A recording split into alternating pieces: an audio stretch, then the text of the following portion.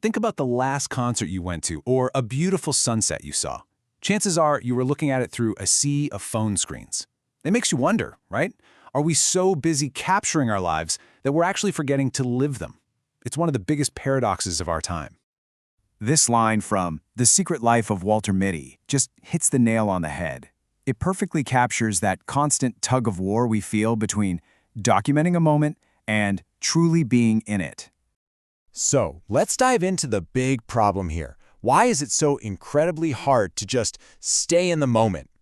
There's this idea from Eckhart Tolle that in any given situation, these are really our only choices. And think about it. How often does modern technology push us toward that first one?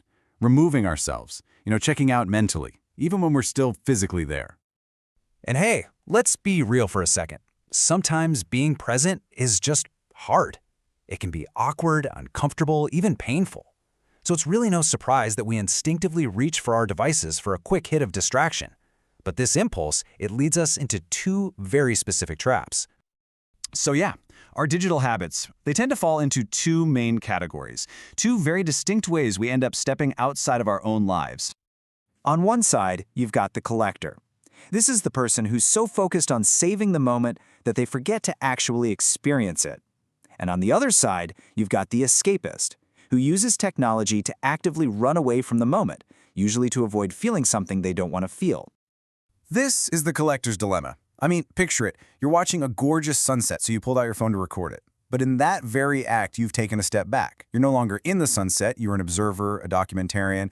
You're basically postponing the experience for some digital memory you hope to relive later. And this brings up a really thorny question. Can you actually relive something you weren't fully present for in the first place? It's this sort of hollow feeling that leads us right into that second digital trap. And this is The Escapist. Author Joe Dispenza points out that our natural reflex is to run from painful emotions. And, well, our phones offer an infinite, all-you-can-eat buffet of distractions. Feeling awkward at a party? Just scroll through social media. Feeling a little down? Watch a funny video. Before you know it, we're relying on something external to change how we feel inside. Okay, so up until now, technology kind of seems like the villain of the story. But what if? What if it could also be the solution? This is where things take a really surprising turn. Our normal, everyday state of being is something called embodiment. Basically, we see the world through the filter of our body, our senses, and all of our past experiences.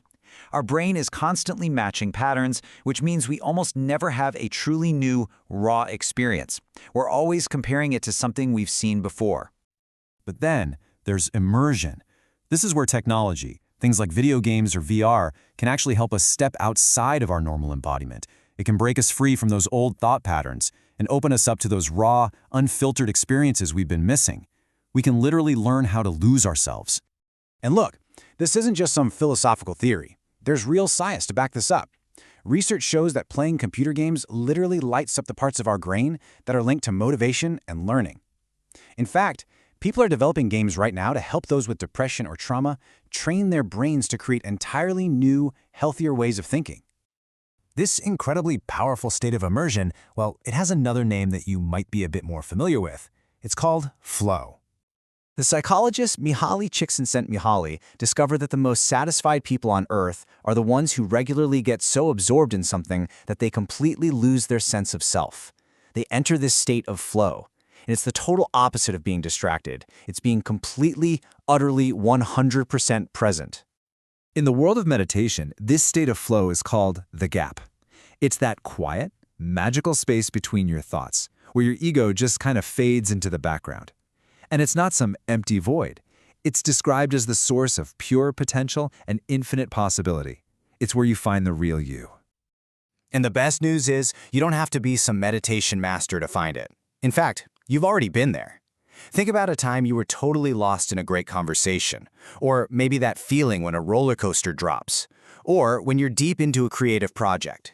Your self-consciousness just melts away, and you just are. That's the gap. So how does this all tie back together? Well, let's go back to where we started this whole journey, with Walter Mitty. At the beginning of the movie, Walter's life is literally gray and dull. He's a classic escapist, right? He lives in these elaborate daydreams. But as he's forced to actually engage with the real world, His real life becomes the adventure. He learns how to immerse himself in reality. And here's the brilliant part about that movie. It actually shows us this change.